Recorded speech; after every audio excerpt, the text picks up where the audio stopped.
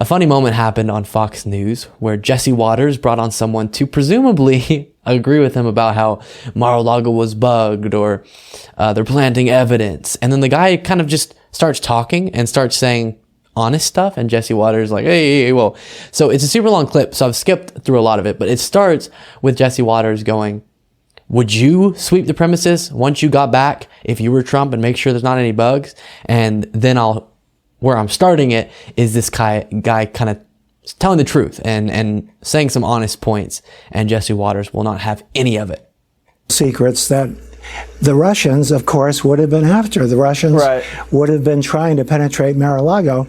So the point that he's making is if there really are significant secrets being held, again, I'm just having to kind of summarize for you, but being held at Mar-a-Lago, then that is a danger, because Russians could be, is the example he gave, the Russian government could be sending spies trying to get access to that. And it's much less secure in a resort in Florida than in a proper government facility. Day and night, and very possibly did recruit spies to obtain these documents. Ron, you're saying that they could be there.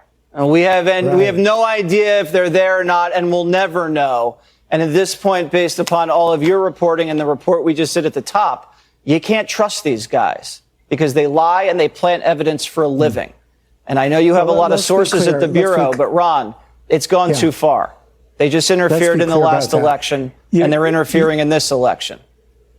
You're absolutely right that they lied and they were corrupt under Jim Comey, as well as some of the other examples you mentioned, going back to J. Edgar Hoover.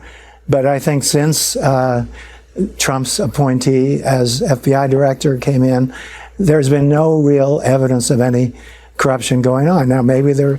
Jesse Waters about to poop himself. It is an interesting point. You do realize the current FBI director was appointed and praised by Trump. Maybe we'll find out. We have to be vigilant. You're right to be skeptical.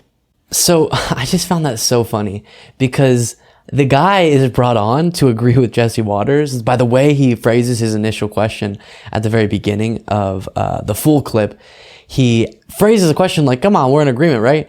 And then the guy kind of goes off on some good points, saying, if you have really classified documents and Trump's refusing to give them back, that makes the United States government vulnerable to a foreign government or, a malicious entity trying to get access to those documents, which is much easier when it's at Mar-a-Lago than somewhere more secure. And so maybe it is justified that the FBI did what they did. And Jesse Waters says, well, we don't even know if any of that was there. We will never know, which is such a bold, ignorant statement to make. How do you know that we'll never know? First of all, we do know. It's already been verified, and they've released the types of classified documents, not the specifics of the documents, but what types of documents were there already. But so you just admitted nothing could convince you. Nothing. So you can't be proven wrong. No amount of evidence can prove you wrong.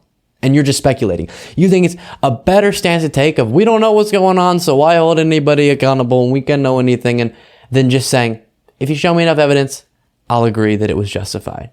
So, aggravating. But good moment there from that correspondent or guest host or whoever that they brought on, telling a little bit of the truth on Fox News and making Jesse Waters quite uncomfortable.